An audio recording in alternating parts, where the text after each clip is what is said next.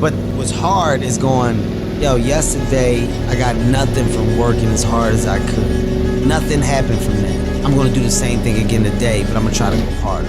That's the hardest thing in the world. To get up every day and give 100% and be in the same position that you were each day, but mentally know that you're trying and trying and trying. That's a real grind.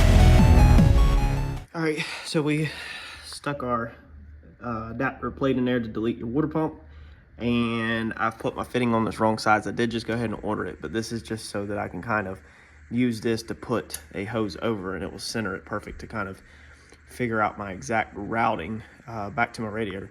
Now I'm thinking about going ahead and changing the radiator to a good healthy size radiator up here with good healthy fans, because we will be relocating to the back, and when we relocate to the back, we will be probably changing radiators then also. So maybe now's the time to do it, or maybe we'll just keep these and we'll just go ahead and order some fans. Maybe we'll just keep this radiator for now. Yeah, maybe we'll do that. Just go ahead and order some fans, because now I'm gonna have room in here, because we're getting rid of all this intercooler piping to put better fans. So so now that I'm thinking out loud to y'all, I think that's what we're gonna do. We're gonna go ahead and throw the radiator back in, and then we're gonna pull some measurements, and we're gonna order us better or dual fans. All right, so this video kind of just chops and then jumps back in.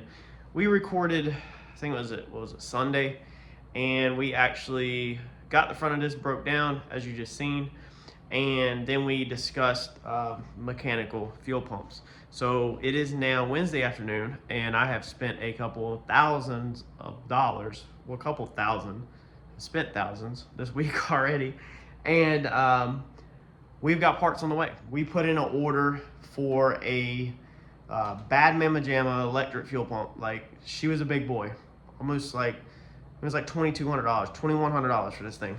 Electric fuel pump put in the rear, get rid of the double magna-fuels, do one giant fuel pump in the rear, and rock and roll. However, they come in the mail today, and we're gonna send it back. So we're not going cable drive fuel pump, but we are gonna go, or we are going to try to do a mechanical fuel pump. Now on the front of this car, we can't go cable drive because of here. Okay, so you can see how tight my headers are. No, the ground wire is not touching the exhaust. But there's no way to get through there at all. You can see the headers. And then let's see here, that's the starter right there, center of your screen, above the nut. So right there, that's the back of the starter. There's the exhaust, there's the cross member. So you can't do cable driven down here. Most people run their fuel pumps down low because of gravity off of the fuel cell. So you want to try to get them down as low as possible so they're not having to go uphill as little as possible. From the research that I have research this week, I have done a ton of freaking research since this weekend. We can barely get the diaper on here without it freaking burning up. You can actually see, I don't know, I don't think nobody even knows about this but me and John and Randy. There's a ratchet strap actually around the diaper. So the diaper's on the car, and then we actually, to fix the melting issue, because we actually melted one of the straps, if you remember, to fix that, we also have a ratchet strap running around the block like this to pull it in. That's how tight it is. You can't just put a diaper in there in its relaxed state, because it will literally melt the diaper, the straps, everything. So everything has to be choked in, and every single strap has to be ran around stuff to keep it tight to the block. Big pain in the butt to put a diaper on this car. Yes, we could put a belly pan on the car. However, the car is so low that the belly pan's kind of hard to do. So different topic.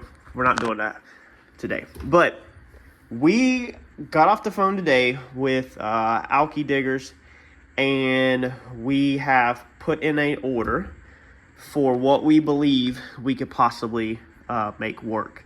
Now, to get the fuel pump in here, it's going to take a little bit of work. Now, one more thing that a couple of you guys recommended that we're going to go ahead and hit on is, I actually had a couple people saying to upgrade the radiator fans. So we did have this cheap radiator fan on here. This is just a piece of aluminum. Somebody actually, I think, used the word junk to get rid of this junk and put something nice on there. And so I started doing my research, and there's really not a lot. We don't really need to talk a ton about this because it's all over the internet. It's been played out, but we did pick up a unique set of fans that we're going to fit to this thing. Now, the problem that we had before, if you recall, was with our charge pipes for the intercooler and all that. Whatever, I guess you call them charge pipes. You call them hot, cold side. John said you don't call them hot, cold side. Whatever you want to call them. With the intercooler piping, okay, the way this thing curved out and come down, we didn't have no space like this. So we didn't have any space where we could fit any real good fans in.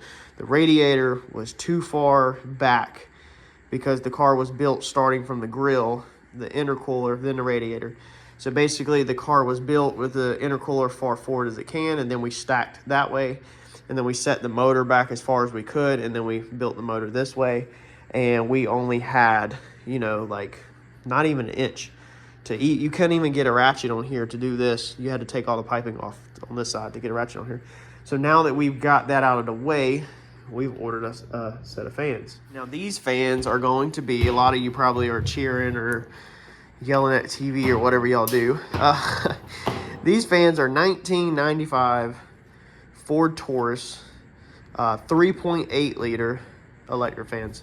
So in the hot rod world, it is pretty well known that these fans work extremely well for swaps, and they move extremely good amount of air, and they're good size, and you know, you can they move better than aftermarket from all the research. We don't need to cover a whole video on them, but if you're curious about the fans, hit up YouTube or Google 95 Taurus 3.8 liter radiator fans, and you're probably, if you don't already know about these, you're probably going to be surprised at what you find. I believe back in 95, I really feel like they over-engineered stuff, which is good. I really like that. And nowadays, everything is made to break and fall apart, and stuff's just not as good as it used to be. There's only one cars in my local junkyard, so I decided to just order the brand new fans off of eBay. Got these fans for under $100. I'll put it on the bottom of the screen what I paid for them, but because the prices will probably change. But you can search eBay, Amazon, go to your local part supplier, whatever, and you can pick these fans up. These things are supposed to be good. So we're gonna get these fitted to the radiator. That's gonna be one upgrade we're gonna be making. And I believe that between these fans and the methanol that we're putting the car on, I believe that this thing is gonna run extremely cool now, and I believe we're gonna have ourselves a lot more enjoyable car to move around. I was always paranoid before. It would run up, it would warm up in operating temperatures. It would get all the way into the 120s, and then I would, not 120s, the 2 teens, so 215, 218, and I would cut it off because Kevin said, chill past the 200 degrees to chill out, that, you know, heat is the #1 enemy for these engines, and that we don't need to be getting up in them temperatures. I understand that factory Coyote temps are 220, 230, 215, whatever they are, but when your engine builder, Kevin Mullins, tells you to don't put this car in the 220s or even the 2 teens, you don't do it. It's that simple. It's that freaking simple. So everybody's gonna have a different opinion on that. However, because of that, I have not really street drove the car, and also because of the loud exhaust like we talked about in the past, I have not street drove the car. So I believe that now between the M1 and the radiator fans, that we're gonna be freaking solid on temperatures. We should have that problem solved. I just kind of wanted to bring y'all up to date real fast on where we're at. We got 2 more items in the mail. You might be excited about one. Check this out. Is this little box right here. This little box right here.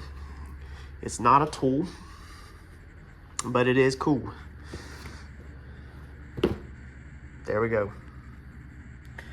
So we have got us some Atomizer 500s. I put in an order with a very reputable guy. We did not buy them new. These are like new. I still paid a whole lot of money for them. He has tested them and ran them and showed that everything is good, and sent me videos of all of the I don't remember the science behind it, where it's, you know, they're going off in the test tubes and you can check the levels if they're all doing equal and stuff like that, and these things are just spot on, dead in the money. He sent me like 4 or 5 videos. He used my name in the videos, so he said, you know, Courtney, here's your first 4. So he's definitely not a scammer. TKM backed him on his name, that he's a very legit dude. And shout out to him. His name on Facebook is Darren King. Pretty sure that's his name, Darren King. I'll put it down on the bottom of the screen. He's out of like Morehead City area here in North Carolina. But he cleans and services some of the TKM guys' injectors. Just a very good dude. 13, 14, 15, 16, 13, 2 volts. Patterns all look good.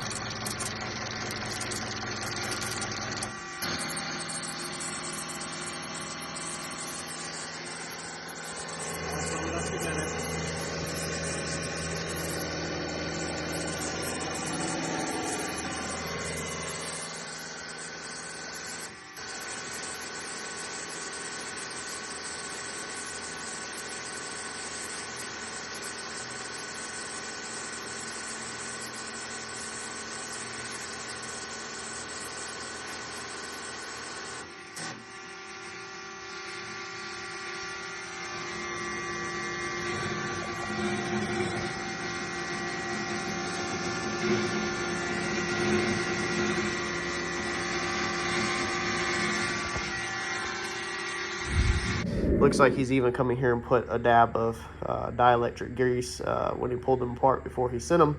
So, I mean, just, man, we got a really good deal on these things, like a really good deal. So this helped me a ton. I feel really good about these injectors.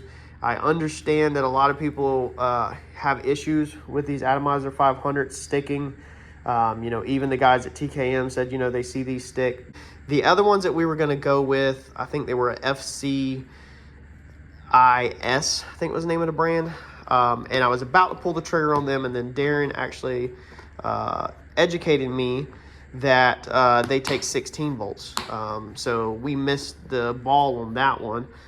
We thought that we could order them and we'd be good to go, and thankfully we did not make that mistake. Some of these injectors require 16 volts, and I do not want to transfer this car over to 16 volts. We don't want to change the alternator, we don't want to change the battery, we don't want to do all that and put over to 6-volt system. We want to say 12 volts. So these are what we're going to use for now.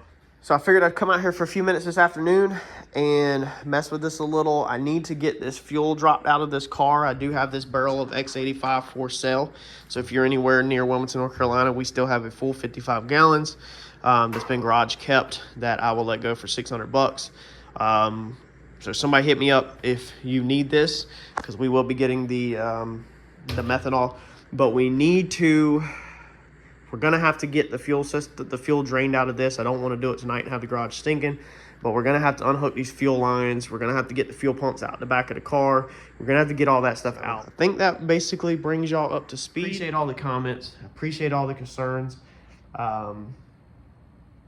Appreciate everything. Some people are not happy with what we're doing, but it is what it is. I love working on this car. I enjoy working on the car. If I have an opportunity to work on the car or improve the car, I'm probably going to take it because I legitimately enjoy building and working on stuff. It's fun. Get out in the garage. Get out in the garage, create stuff with your mind, design stuff with your mind, and at the end of the day, you get to look back and say, this is your creation, instead of just buying something that somebody else built. I understand that everybody always says that you can save a ton of money by buying somebody else's project that they quit on. Yeah, you can, but you didn't build it. That's how I look at it. You didn't build it, you bought it. Get out in the garage, work on some stuff, and I'll catch you on the next video. Thanks, y'all.